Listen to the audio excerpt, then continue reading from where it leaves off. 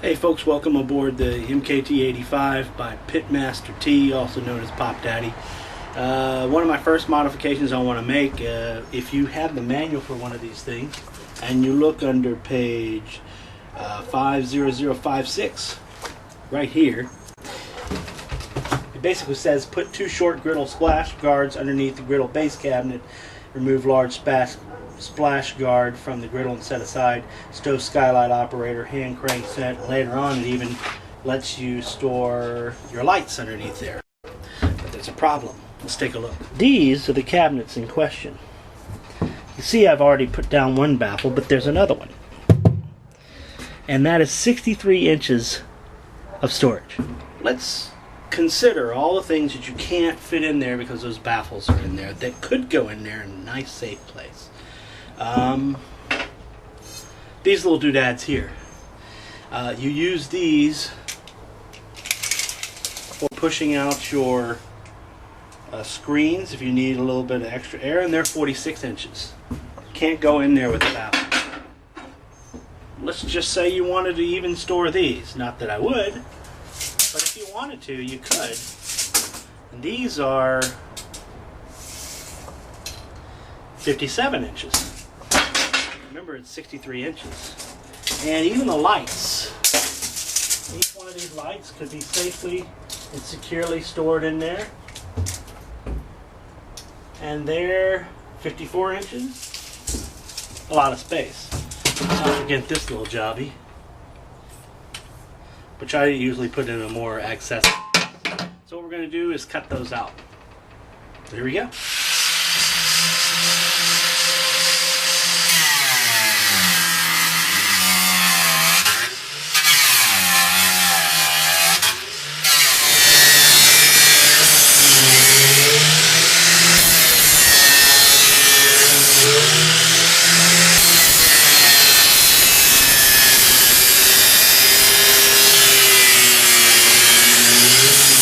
Except you want to hit with your hammer right about where these rivets are, and they'll pop right out. Alright, now that that's cut, what we want to do is get rid of this edge, and that's going to take a little bit of grinding. Or you could place, if you didn't care to do that, you can place cardboard on it and maybe some of the leftover flooring material or something. But I'm going to go ahead and try to grind it out. As you look in here, you see that I just ground it.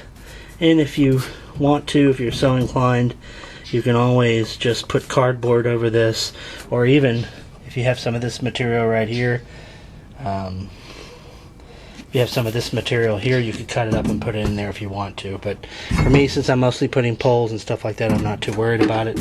And you know, it's pretty finished out.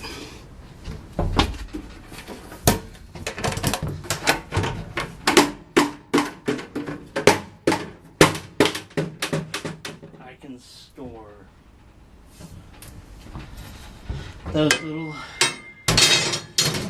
holes for the sides. I can store plenty of railings, and even store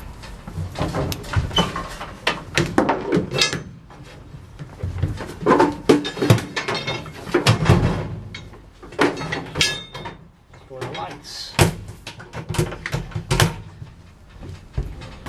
One other thing I suggest strongly: when you're done, you're going to have that dust everywhere, that aluminum grinding dust. Get yourself a vacuum cleaner and vacuum it out. It's a lot easier than trying to blow it out with compressed air. As a matter of fact, if you do that, it gets absolutely everywhere. So vacuum out as much as you can, and maybe blow our dust off everything, or of course thoroughly wash it. And that is my training and storage tip for the day. And so now, for those of you who have MKT, where those bays were not knocked out, you have them ready to store items.